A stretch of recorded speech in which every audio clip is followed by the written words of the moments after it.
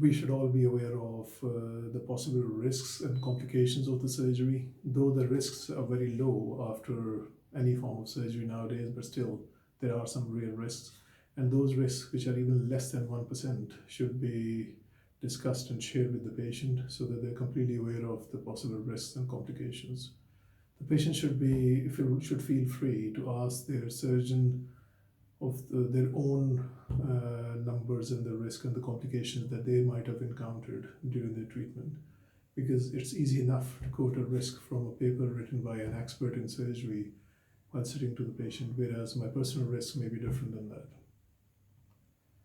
The risks are bleeding, infection, damage to the surrounding structures, damage to the common bile duct, conversion to an open operation, or a reoperation for any of these risks and complications.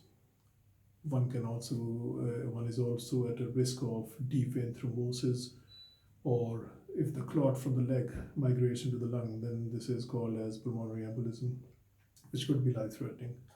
But all these risks combined are very low, less than 1%. Anesthesia is safe, but again, every intervention carries its own risk, and one needs to discuss the risk from the anesthesia with the consultant anesthetist performing the pre-anesthetic assessment with the patient.